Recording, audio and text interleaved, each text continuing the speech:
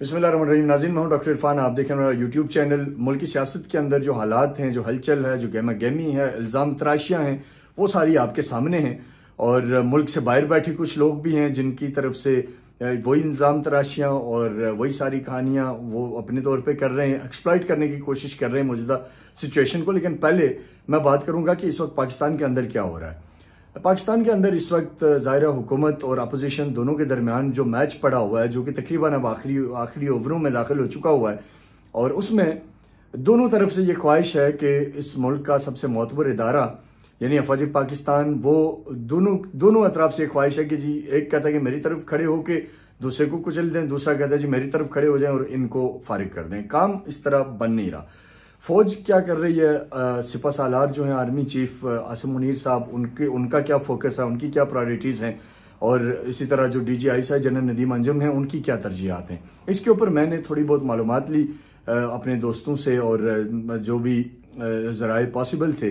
तो पता ये चला कि इस वक्त जो इस सारे प्रपोजल्स के अंदर, यानी जहां एक साइड से कहा जा रहा है जी कि आप हमारे साथ मिलें और हम फलां आदमी का काम तमाम कर देते हैं, यानी सियासी तौर पे काम तमाम कर देते हैं, उसको दीवार से लगा देते, तो दूसरी तरफ से कहा जाता है जी इनको घर भेज दें और आप इस तरफ आ जाएं। लेकिन फौज ने जो खबर है कि बड़ा हालात का जायजा लेते हुए, सिचुएशन को बांपते हुए ये फैसला किया कि मुकम्मल तौर पर न्यूट्रल रहेंगे, और कन्वे किया दोनों पार्टीज को कि भाई अपने इदारे मौजूद हैं, हर काम का अपना एक तरीकाकार है, कानून के लिए हमारी अदालतें मौजूद हैं, इलेक्शंस के लिए इलेक्शन कमीशन मौजूद है, इसी तरीके से जो फाइनेंस के लिए वजारत खजाना मौजूद है। तो चीज़ों को आप अपने हिसाब से लेके चलें। हम किसी जगह आपके मामलात के अंदर इंटरवीन नहीं करेंगे और किसी जगह पार्टी नहीं बनेंगे। तो मैं समझता हूँ कि एक बड़ा मुस्बत ये इसलिए है ये पैगाम, ये फैसला, ये डिसीजन, क्योंकि इस वक्त जाहिर है अवाम के अंदर जो इस वक्त गवर्नमेंट के बारे में राय है वो लोगों से ढकी छुपी नहीं है। अवाम के अंदर जो इस वक्त खान साहब की पिजी राय है वो भी लोगों से ढकी छुपी नहीं है। तो ऐसे हालात के अंदर फरीक बनना यकीनी तौर पे नुकसानदेह हो सकता था। तो एक बहुत बड़ा वाइस डिसीजन है मिलिट्री लीडरशिप का। अब आते हैं कि उस वक्त उनकी तरजीहात क्या हैं। उनकी तरजीहात ये हैं कि इस वक्त जाहिर है फौज ये समझ रही है मुल्क के अंदर जो इकोनॉमी का क्राइसिस है, वो कि ये फौज का काम नहीं है कि वो इकोनॉमी का क्राइसिस ठीक करके दे, लेकिन दुनिया भर में जहां मिलिट्री डिप्लोमेसी जैसे काम करती है, इसी तरह पाकिस्तान के इदारों के ऊपर भी दुनिया में इन इदारों की एक रेपुटेशन है।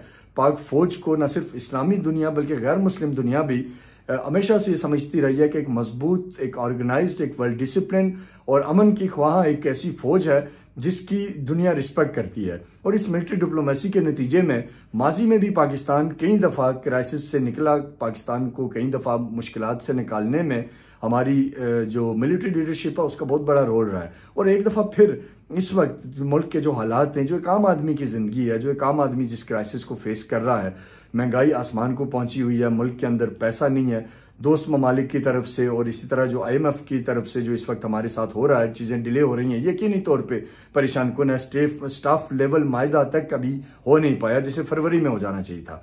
तो इस सारे सूरत्याल के अंदर फौज को ज़ाहिर इकोनॉमी के ऊपर भी कंसर्न है, क्योंकि मैं ये समझता हूं और बगैर किसी लगी लिपटी के मैं ये समझता हूं कि पाक फौज हमारा एक ऐसा इदारा है जिसका कोर मिशन पाकिस्तान की सालमियत होता है। उसका कोर मिशन कभी कोई और छोटा मोटा इंटरेस्ट नहीं होता, उनका एक ही इंटरेस्ट होता है और वो पाकिस्तान का इंटरेस्ट है, वो नेशनल इंटरेस्ट है, वो मेरा और आपका, हम सबका इंटरेस्ट है। तो इस सूरत्याल के अंदर उन्होंने मिलिट्री डिप्लोमेसी के जरिए मुल्क की माशी मामलात को बेहतर करने के लिए उन्होंने अपना रोल देने की कोशिश वो कर रहे हैं, और मुझे उम्मीद है कि उसके कुछ पॉजिटिव असरात सामने आएंगे और मुल्क इस क्राइसिस से निकलेगा। दूसरी चीज जो फौज की तरजीहात में इस वक्त जराए बता रहे हैं वो सिर्फ और सिर्फ सिक्योरिटी सिचुएशन को बेहतर करना, और जो टेररिज्म एक दफा फिर इंडियन स्पॉन्सर टेररिज्म सर उठा रहा है उसको रोकना और उसको खत्म करना, और उसका इंफ्रास्ट्रक्चर जो ऑलरेडी तकरीबन खत्म हो चुका हुआ है उसको बिल्कुल ही सफाई हस्ती से मिटाना उनका टारगेट है। तो ये दो बहुत ही खुशाइन चीजें हैं जिसकी तरफ हमारी फौज जा रही है। तो हमें उनको पॉलिटिकल चीजों के अंदर मैं ये समझता हूं कि ड्रैग नहीं करना चाहिए, ना अपोजिशन को ना गवर्नमेंट को। और गवर्नमेंट और अपोजिशन अपना अपना काम करें। गवर्नमेंट के करने का काम यह था कि वो APC बुलाते, खान साहब को बुलाते, बाकी स्टेक होल्डर्स को बुलाते, बात करते, मुल्क के मसाइल बताते और कोशिश करते कि उनको कन्विंस करके कोई ऐसा मामलात के ऊपर आ जाती चीजें कि अगर इलेक्शन आपने 2 माह आगे ही करना है तो कर लें भाई, लेकिन एक तरीका तो बना लें, कोई मैकेनिज्म बना लें। और इसी तरीके से दूसरी साइड से भी फ्लेक्सिबिलिटी रिक्वायर्ड है ताकि ये मामला स्मूथली आगे बढ़ सके। बहरहाल ये तो पॉलिटिकल सिनेरियो है जाहिर है, और पॉलिटिकल सिनेरियो की अपने डायमेंशंस होते हैं, अपनी रिक्वायरमेंट्स होती हैं, अपनी टाइमिंग्स होती हैं। लेकिन फौज का जो इस वक्त जो आज मैंने ये शॉर्ट्सली व्लॉग एक बनाने का मकसद था कि एक बड़ी खबर है, जाहिर है प्रोपेगेंडा हो रहा है, हर कोई पोर्ट्रे कर रहा है कि जी हमारे साथ है, जी हर कोई कहता है जी हमारे साथ है, लेकिन इनफैक्ट वो न्यूट्रल है और इनफैक्ट वो पाकिस्तान के साथ है, और वो पाकिस्तान की सालमियत के लिए उनके जो इक़दामात हैं वो उसके ऊपर इस वक्त काम कर रहे हैं, जो मुझे लगता है कि उसका हमें बड़ा मुस्तकबिल करीब के अंदर उसके असरात नजर आएंगे। तो ये एक चीज थी जो मैंने आपसे शेयर करनी चाहिए। और आखिरी चीज जो मैं आपसे करके इजाजत लूंगा कि इस वक्त इस सारी सूरत को एक्सप्लॉइट करने के लिए बाहर इंडिया ने एक नेटवर्क बैठाया हुआ है। आदिल राजा साहब जो यहाँ से भागे हुए हैं वो वहां इस वक्त लंदन में जो इंडियन हाई कमीशन है उसके पेरोल के ऊपर है, वहां से उनको बाज़ाब्ता तौर पे लिफाफे मिल रहे हैं, पैसे मिल रहे हैं, और वो उनको एक ही टारगेट दे दिया गया है कि इश्तियाल फहराओ। पाकिस्तान में हर डेवलपमेंट के अंदर उनको टारगेट है कि आपने सिर्फ और सिर्फ आपने लोगों को हंगामा आराई, इश्तियाल अंगेजी, जलाओ गिराओ और फौज मुखालिफ नजरियात को परवान चढ़ाने के लिए उनको टारगेट ये दिया गया कि आपने सिर्फ ये करना है।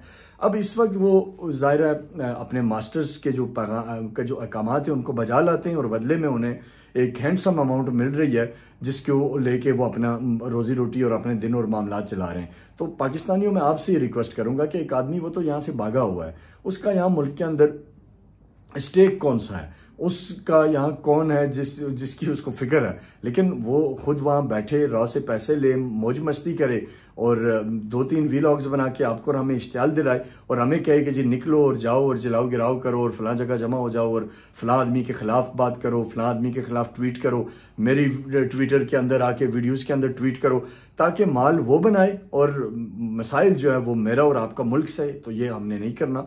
आप सब समझदार और पढ़े लिखे लोग हैं। मैं समझता हूं कि इस वक्त हमें यकजहती की जरूरत है, मजबूती के साथ अपने मुल्क के साथ खड़े रहने की जरूरत है, अपने इदारों के साथ खड़े रहने की जरूरत है। और ये मैं सिर्फ इसलिए कह रहा हूं, बाखुदा मुझे कोई मेरा इंटरेस्ट नहीं है कि हम किसको क्यों डिफेंड करें, मैं सिर्फ इसलिए कर रहा हूं कि हमें पाकिस्तान की फिक्र है और जो सच है वो दुनिया को दिखाना जरूरी है। हम झूठ के ऊपर जो एक बयानिया ये लोग बना रहे हैं, आदिल राजा एंड कंपनी, उसको हमने एज ए पाकिस्तानी हमने उस बयानिए को पनपने नहीं देना, क्योंकि हमारे मुल्क के खिलाफ है और हमारा मुल्क हमारे लिए सबसे ज्यादा अहम है। तो ये एक शॉर्ट सी मेरी वीडियो थी। मैं कल आपके सामने दोबारा आऊंगा कुछ इंपॉर्टेंट खबरों के साथ।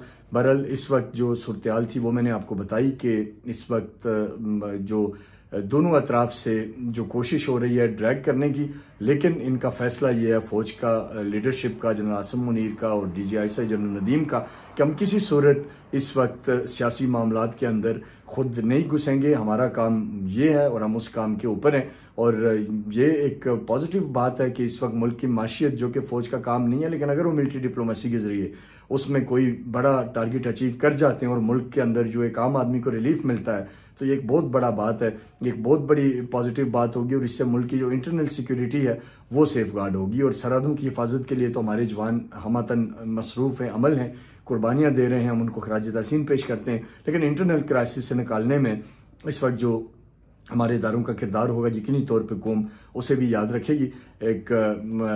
बस ये बेसिक चीजें थी जो आपके साथ शेयर करनी थी। इंशाल्लाह ताला आपके साथ एक डिटेल वीडियो के साथ फिर मैं दोबारा हाजिर हूंगा। तब तक के लिए अपना बहुत सारा ख्याल रखिए। अल्लाह हाफिज। पाकिस्तान पाइंदाबाद।